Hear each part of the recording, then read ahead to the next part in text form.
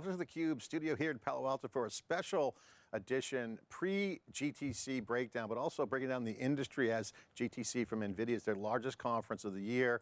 It's an industry event. It's where all the AI elite and developers, builders, investors, and operators will all be there. This is a special episode. We got 6 panels. We're kicking off with the autonomous panel by design, autonomous by design. Mika's here with Formic. Mika, great to see you. Thanks for coming on, VP of Software. Jewel, co-founder and Chief Operating Officer of Tensor, the first L4 car out front of our studio. Thanks for coming on, kicking off this panel for the NYSE Wired program. Great to be here. So obviously GTC last year, go back past 2 years, Jensen has been very vocal about physical AI. I think what you guys are doing represents to me the execution side of what's been building up for 2 years. Now it's kind of mainstream, and it's kind of not a strategy risk anymore for companies, but it's more of execution risk as people start to get the value propositions. This new industrial era is upon us.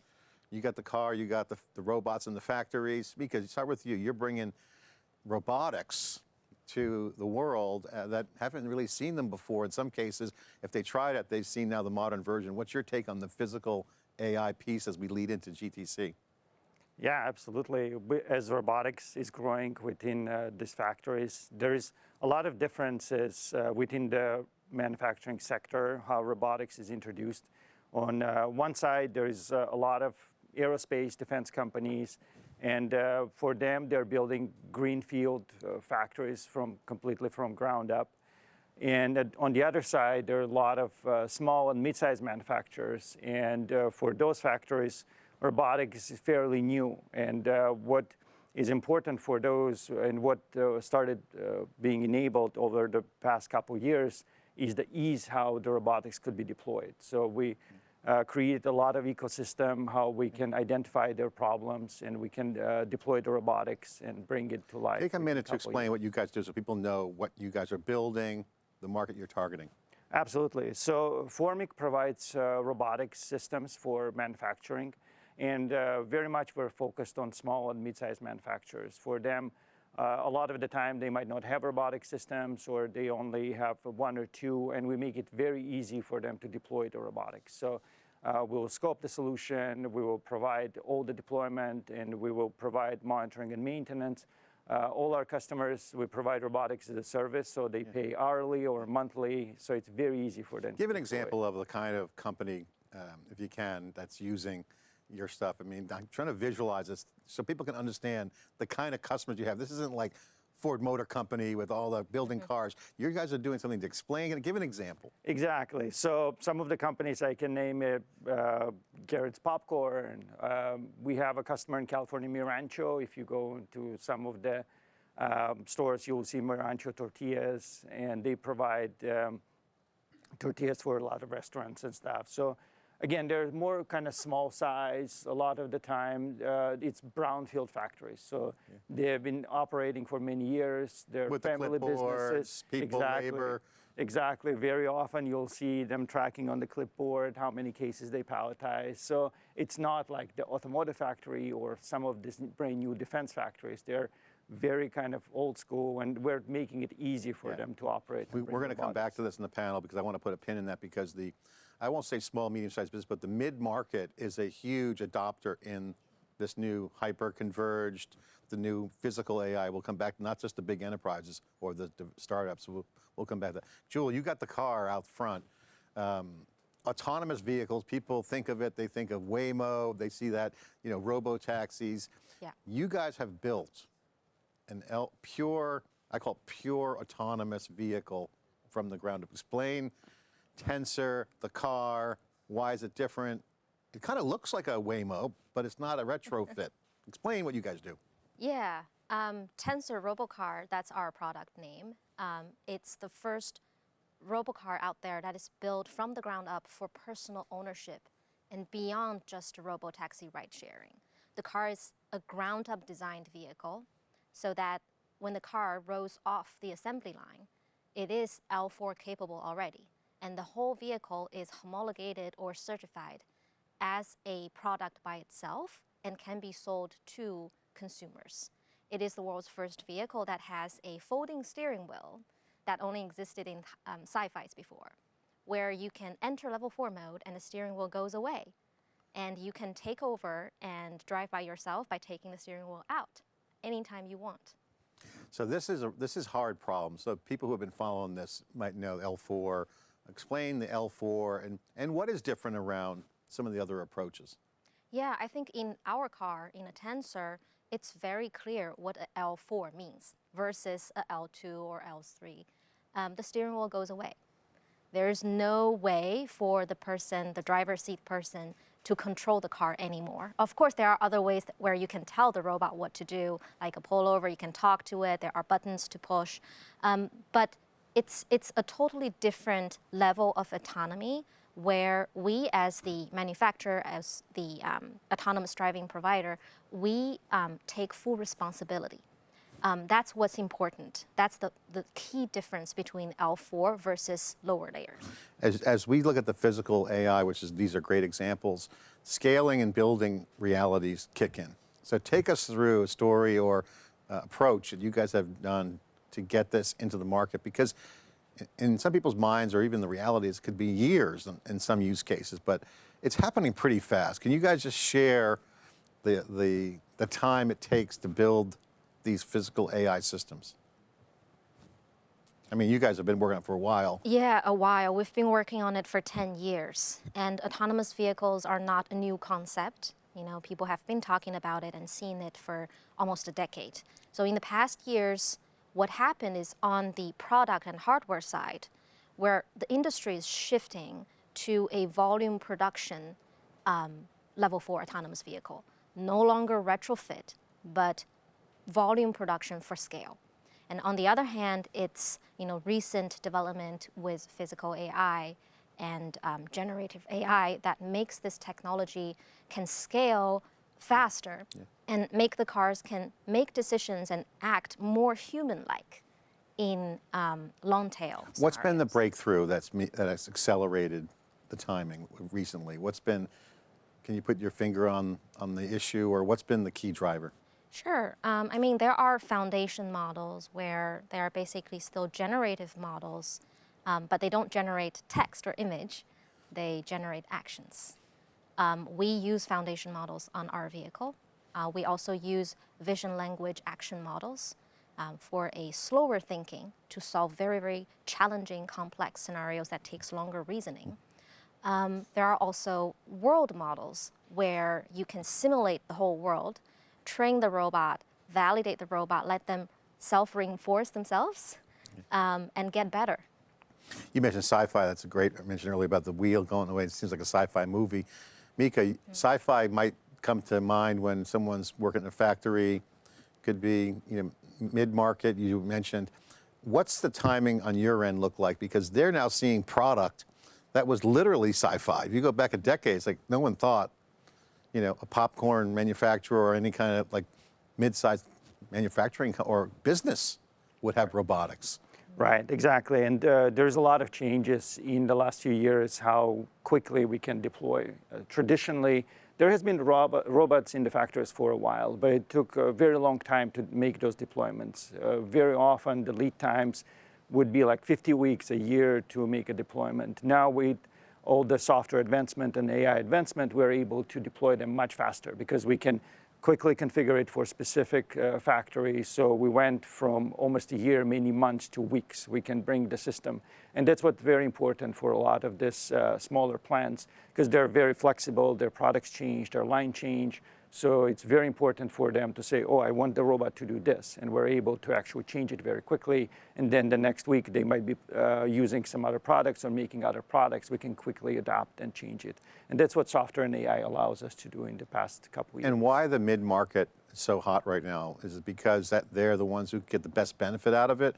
Price point, capability? Exactly. So they get a lot of benefits from lower prices on the robotics side, but also its capabilities. Before it was like automotive plant, they would build the plant for many years and then would operate. But for this mid-size factories, again, things change weekly, right? Next week, they may be making other product, they maybe lost the contract, and they need the ability to quickly change what the robotics does. We saw that at MWC, a lot of that mid-market is underserved So these advances come in. Jewel, I don't think you're targeting the mid-market for your product at this point. You're kind of a luxury buy because I think what you're doing is a scientific breakthrough. You got the AI, you have all those things you just mentioned. How are you thinking about your go-to market with Tensor? Obviously, it's a product that no one's really seen before. I mean, I can imagine like my iPhone's got all this capability. It's been converged. iPod originally, now it's got a computer. Now cars are going to have this personal experience, which is new. You're targeting. That's a very good analogy. We're trying to build the iPhone in this age, not a BlackBerry. I think one of the things that is very unique as well for the experience, user experience with a Tensor Robocar, is that it's not only autonomous. Autonomous is one thing, right? We have seen, Tensor have been driverless since 2020. There are other companies who has been driverless as well. But what kind of user experience are you bringing for the initial adopters, for the high-end customers? This car is not only autonomous, it's also agentic. So this morning, I could tell my Tensor, I want to go to the NYSE Wired and theCUBE studio shooting, and it will be able to use tools, open my calendar, get the event, grab the address, send it to the routing, and enter level 4 and drive me here by itself. When it's arrived, I can also say, Tensor, drop me off at the building by the front door and go find a parking spot. And it will do that by itself. And it's also play your favorite songs or do the briefing, review the material, do some work or have some play. I mean, this is a whole nother level. What's been the reaction as you guys, I know you've been doing a lot of touring around with the product. What has been some of the reaction? Oh, we've seen, it's very rewarding to see people's reactions when they first see the car. Everyone have their own points that they like and they point it out for us. But I think a lot of the times we see people, they're very, very happy with the agentic side because this is a very high-tech product, right? A lot of times it's a little intimidating as well. Like, how do I use this? And nobody read the 300-page user manual. So we have an agent for that. Yes, we have an agent where it can understand your natural languages, and it's just so much easier and more accessible. The industrial age, I wrote a post yesterday, just posted it, previewing GTC. You know, we haven't seen this kind of advancement, both on the investment side, CapEx investment coming in, and breakthroughs since like the cloud era. But that was a software revolution. This is an industrial wave. It's physical and digital. So it's like this is, you know, seeing this from anywhere from crypto infrastructure all the way through the AI world, that the physical and digital coming together is happening. So I have to ask you guys, what do you think is going to happen at GTC this year? Because last year I thought was probably his best event for Jensen and NVIDIA, and they had a good event in DC. It's going to be hard to top that one, but I'm sure they will. Any thoughts on what you guys think is going to be the show, format, big items? Well, I think everyone is definitely looking forward to the Vera Rubin architecture, and it's for us as well.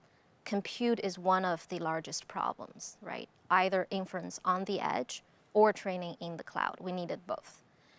So the Vera Rubin architecture is said to be about 10 times more powerful than what we have right now. And Tensor already have 8,000 TOPS in the car. It's like a supercomputer on wheels. I can't imagine if we can have like 10 times that. Yeah, I mean, it's an AI factory on wheels. It's got everything in there, networking. I mean, talk about some of the tech in the car while you brought that up. So let's go there. What's in the car? What's the coolest? How much NVIDIA? How much components are in there? What's the architecture look like?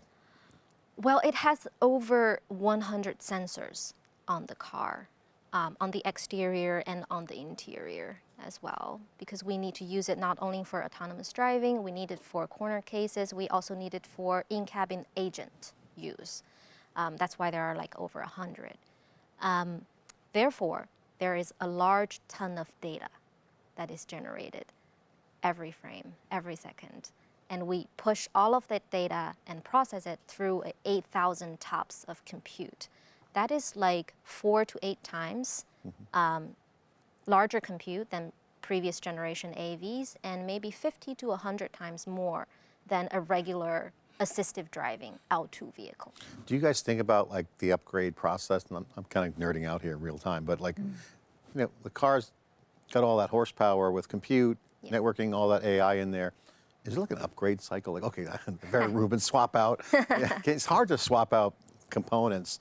What's your thoughts around, the car's headroom, so to speak? That's a really good question, and that's why we really push to the limit to have 8,000 TOPS there. Actually, to have 8,000 TOPS, we have 8 Thor X super chips. And when we presented our solutions to NVIDIA, they were even surprised. They didn't even know that this could be done. Exactly for the reason that you said. A car is a physical product. Once it's delivered to a consumer, you can't upgrade the hardware like a software. So we have to build for the future. And models are getting larger and larger every year. The good news is, and I wrote this in my post, there's a paradox around hardware becoming more valuable over time. It's interesting. The old computing model was next chip, lower prices, so the prices would go down. You're seeing the software, interesting, H100s actually just as popular in some cases. So it's the hardware is leverageable. We're seeing that. Cost per TOPS may be going down. Yes, cost per TOPS is going down, Yeah. and cost per tokens. Mika, talk about your piece, because when you think about your tech, GTC also talks about their ecosystem. You're seeing tons of solutions merging. Okay, you got the hardcore tech with the robotics, great, check. But there's now an ecosystem building. The supply chain, they're kicking butt. Now they're growing fast. Yeah. Ecosystem. Yeah, and obviously, I'm sure there will be a lot of humanoid talks at GTC. That's a lot of videos. You'll have seen dancing robots, fighting robots, right? That's the big thing that's important today. But what we're seeing in reality, in real world, the development ecosystem is still trying to catch up.